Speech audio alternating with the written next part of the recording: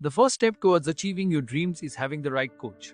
Get the best education with forensic classes by Diksha and make your NET forensic exam dreams come true. Download the app now. Before starting today's class, a quick reminder that we have an application. Application की link आपको description में मिल जाएगी, वहां से आप इसे download कर सकते हैं. आप प्ले स्टोर से भी इसे डाउनलोड कर सकते हैं एंड ऐप स्टोर से भी इसे डाउनलोड कर सकते हैं. जैसे आप एप्लीकेशन डाउनलोड करेंगे आपको लॉगिन करना होगा. लॉगिन करने के बाद आप स्टोर पर क्लिक कर सकते हैं.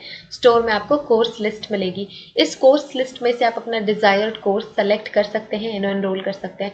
फॉर एग्जाम्पल, अगर मैं फोरेंसिक साइंस नेट की प्रिपरेशन कर रही हूँ तो मैं फोरेंसिक साइंस नेट का कोर्स सेलेक्ट करूंगी. अगर मैं क्रिमिनोलॉजी की प्रिपरेशन कर रही हूँ तो मैं यूजीसी नेट क्रिमिनोलॉजी का कोर्स सेलेक्ट करूंगी. अगर मैं मास्टर्स की प्रिपरेशन कर रही हूँ, मुझे सेमेस्टर क्लासेस चाहिए तो मैं सेमेस्टर क्लासेस का कोर्स चूज करूंगी. फॉर एग्जाम्पल, अगर मैं यूजीसी नेट फोरेंसिक साइंस की प्रिपरेशन कर रही हूँ तो मैं फोरेंसिक साइंस का कोर्स चूज करूंगी. अगर मैं क्रिमिनोलॉजी की प्रिपरेशन कर रही हूँ तो मैं क्रिमिनोलॉजी का कोर्स चूज करूंगी. इसके अलावा सेमेस्टर क्लासेस भी अवेलेबल है एंड फोरेंसिक के फील्ड में जितने भी entrance examination, BSc entrance examination, MSc entrance examination के कोर्सेज भी अवेलेबल हैं. इसके अलावा साइंटिफिक ऑफिसर, साइंटिफिक असिस्टेंट के कोर्सेज भी अवेलेबल हैं. तो आप अगर किसी भी एंट्रेंस एग्जामिनेशन, किसी भी कॉम्पिटिटिव एग्जामिनेशन की प्रिपरेशन कर रहे हैं फोरेंसिक साइंस या क्रिमिनोलॉजी के फील्ड से, तो वो सारी की सारी क्लासेस आपको सिर्फ और सिर्फ मिलेंगी हमारे एप्लीकेशन पे. तो हमारा एप्लीकेशन डाउनलोड आप कर सकते हैं. Get to download our application and start your preparation with us.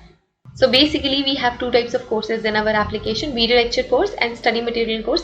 So video lecture course में आपको सारी की सारी चीजें मिलती हैं. Video lectures, PDF, study material, mock test, previous year question paper, everything.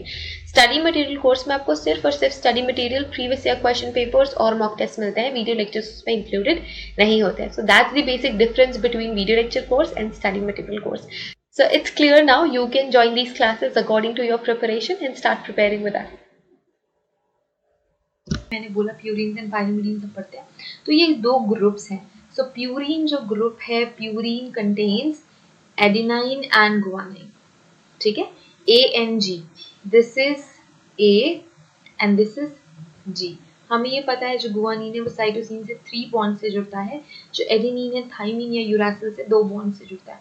सो प्यूरीन्स में आते हैं 2 element, adenine and guanine. Pyrimidines के अंदर है साइटोसिन, थायमीन एंड यूरासिल. तो यूरासिल के पास में डीएनए लिखा है, इसका मतलब ये है कि थायमीन को यूरासिल रिप्लेस कर देते हैं इन आरएनए, एंड अगर डीएनए है तो थायमीन प्रेजेंट होते हैं. हमेशा जो ए है वो डबल बॉन्ड्स शेयर करता है टी के साथ. जो जी है वो सी के साथ 3 बॉन्ड शेयर करता है. ये जो होता है ये कॉमन होता है डीएनए में भी, आरएनए में भी. मतलब जी हमेशा सी से बॉन्ड बनाएंगे एंड 3 बॉन्ड्स ही होने वाले हैं.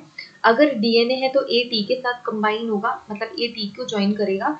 एंड अगर ये क्या है, आरएनए है, तो ए किसको ज्वाइन करता है, 2 बॉन्ड्स के साथ, यूरासिल को. ठीक है, सो आपको क्लियरली समझ में आ रहा है प्यूरीन्स पायरिमिडीन्स ज्वाइन होते हैं. So purines and pyrimidines they both are organic compounds. Of course organic compounds है. अब ऑर्गेनिक कंपाउंड्स के लिए कहते हैं जिनके जो बेस है वो कार्बन हाइड्रोजन होता है. ठीक है, and they take part in synthesis of DNA and RNA. ये डीएनए के सिंथेसिस में एंड आरएनए के सिंथेसिस में बहुत इंपॉर्टेंट रोल प्ले करते हैं.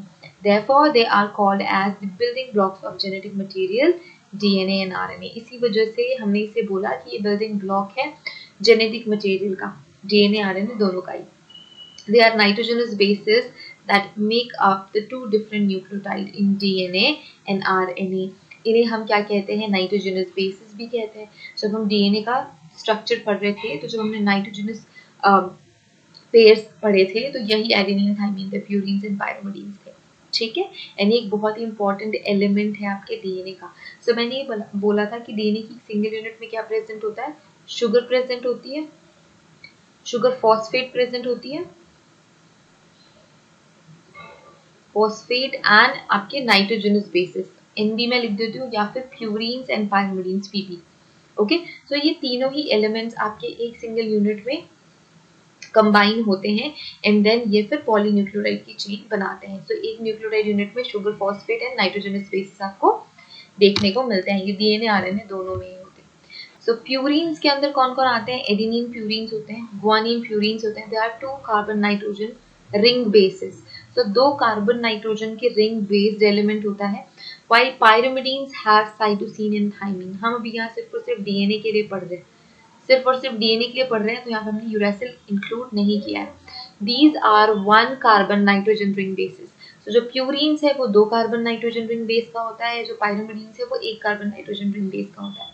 Both purines and pyrimidines have some functions. Of course, they will have some functions, and they are vital for the production of DNA and RNA, starch and protein. So DNA, RNA formation में, starch protein formation में purines and pyrimidines बहुत ही important role play करते हैं. They also serve as the form of energy for cell and they regulate enzyme as well. So ये क्या करते हैं, ये एनर्जी भी सर्व करते हैं, as in the form of energy भी ये इंक्लूड कर सकते हैं। Meaning they serve as an energy for the cell and they regulate enzyme. So enzyme regulate करने का भी काम करते हैं। अब हम इन 2 टेबल से देखेंगे कि प्यूरीन्स एंड पायरिमिडीन्स सिमिलर या डिफरेंट कैसे हैं एक दूसरे से। सो purine is a heterocyclic aromatic compound that composed of pyrimidine ring which is fused to imidazole ring। ठीक है, सो ये प्यूरीन्स का स्ट्रक्चर है। Pyrimidines are again heterocyclic and aromatic organic compounds. ठीक है, यहाँ पे एरोमेटिक इनऑर्गेनिक कंपाउंड्स नहीं है, यहाँ पे सिर्फ है aromatic organic compounds. So purines भी ऑर्गेनिक है, पायरिमिडीन्स भी ऑर्गेनिक कंपाउंड है, that is composed of carbon and hydrogen. So ये कार्बन हाइड्रोजन से मिलके बनते हैं पायरिमिडीन्स। ठीक है, okay, so purines have adenine, guanine and pyrimidines have cytosine, thymine and uracil, ठीक है, as a nucleobasis. Purines consist of 2 hydrogen carbon rings and 4 nitrogen atoms and pyrimidines के पास 1 hydrogen carbon ring होती है and 2 nitrogen atoms होते हैं. They have 2 nitrogen atoms. The melting point of purines is 214 degrees centigrade, 214, and pyrimidines का जो melting point है is 20 to 22 degree centigrade. तो बहुत ही ज्यादा ह्यूज डिफरेंस है दोनों ही मेल्टिंग पॉइंट्स में। ठीक है, catabolism result in the production of uric acid. क्या बन रहा है, यूरिक एसिड बन रहा है बिकॉज ऑफ कैटाबॉलिज्म। जब पायरिमिडीन्स का कैटाबॉलिज्म होगा they will produce carbon dioxide, beta amino acids and ammonia. ठीक है, सो कैटाबॉलिक रिएक्शंस क्या होती है, कैटाबॉलिक रिएक्शंस में कोई भी मॉलिक्यूल ब्रेक डाउन होता है। ठीक है, एनाबॉलिक रिएक्शंस में वो ज्वाइन करते चले जाते हैं एक दूसरे को। Fine.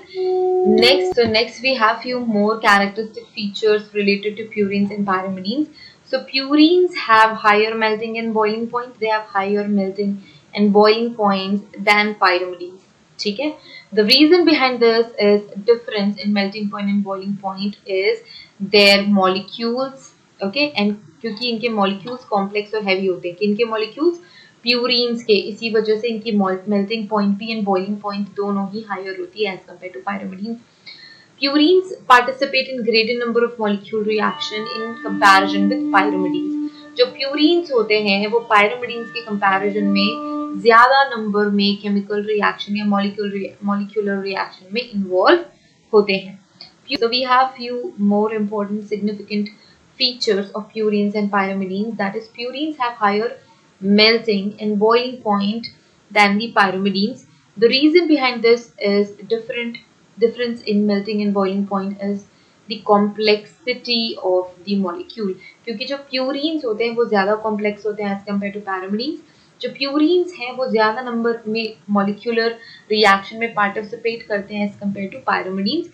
Purines को हम कह सकते हैं they act as a precursor molecule in the synthesis of chemical compound like thromobromine, caffeine, etc. But जो pyrimidines हैं they do not work as a precursor molecule. ये एज अ प्रीकर्सर मॉलिक्यूल काम नहीं करते हैं।